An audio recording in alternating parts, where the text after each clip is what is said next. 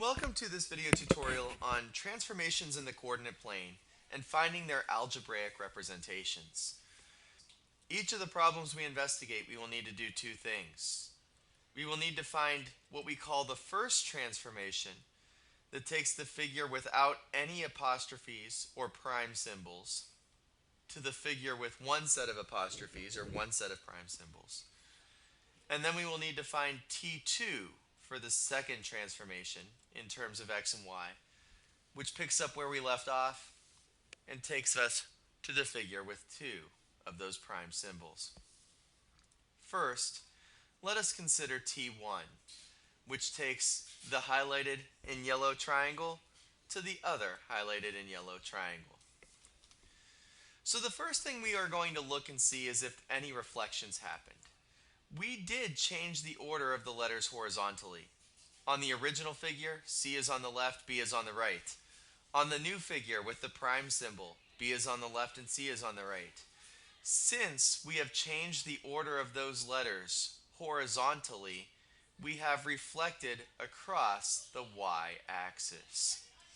So when we go to write out the rule for the first transformation, reflecting across the y-axis means we change the sign on the opposite variable. The opposite variable gets the opposite sign. It's the x variable that is changed. From a vertical standpoint, A was on the top, B was on the bottom. A is still on the top, B is still on the bottom. So we only have that one reflection. Then we take a point on the original picture. For example, I'm going to take point C. I like to pick one close to the origin. We're going to reflect it across the y-axis. Once we do that, we have to figure out how do we get to the new point C. In this case, we go down 3, and after we go down 3, we have to go right 1. So the rule for the first transformation is that it takes the point x comma y to the point negative x plus 1 comma y minus 3. Now let's consider the second transformation.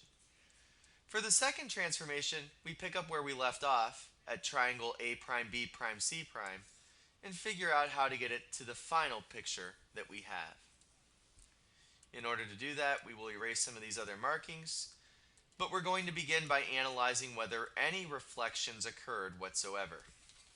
So let's look vertically. A was on the top, B was on the bottom. B was on the top and A is on the bottom. We changed the order of the letters vertically. And since we changed the orders of the letters vertically, we reflected across the x-axis. When we reflect across the x-axis, remember the opposite variable becomes the opposite. So y becomes negative. Or we put the negative symbol in front of y. How about horizontally? B was on the left, C was on the right, but then B is still on the left and C is still on the right. So we did not change the order horizontally, and we did not reflect across the y-axis. Pick a point on the original figure. I'm going to pick point A. Now it's A prime because we're on the middle figure, but then we're reflecting it across the x-axis. So it goes up here. And then to get from that location to where we need to end up, we have to go down 1. So we put a minus 1 next to the y. And then we have to go to the left 1. So we put a minus 1 next to the x. So overall, we have our two transformation rules for that picture. Let's go to our second figure. Again, we're going to write out T1 xy and T2 xy. T1 does the first transformation, T2 does the second transformation. So as we look at these things, the first transformation is going to be taking the original picture that doesn't have any apostrophes and take it to the picture that does have the apostrophes. So let's look for reflections first of all. Notice we changed the orders of the letters vertically. C was on the top, then C is on the bottom. Since we changed the order of the letters vertically, we are reflecting across the x-axis. Horizontally, we did not change the order of the letters. A was on the left, B was on the right, A is on the left, B is on the right. So we're only reflecting across the x-axis. The opposite variable gets the opposite, so y becomes negative. Pick a point in the original figure. We'll take C, reflect it across the x-axis, and then figure out how you get from that spot to where it ends up. So to get to the final C, we have to go to the right 2, which means we add 2 to the x. And we have to go up 1, 2, 3, 4, 5. So we will add 5 to the y. Then, for the second transformation, we pick up where we left off, which was triangle A prime, B prime, C prime. And we go to triangle A double prime, B double prime, C double prime. Let's erase the other markings, and let's think carefully. So in doing this transformation, did we change the orders of the letters horizontally? A was on the left, B was on the right. Oh, B is on the left, A is on the right. We did change the orders of the letters horizontally.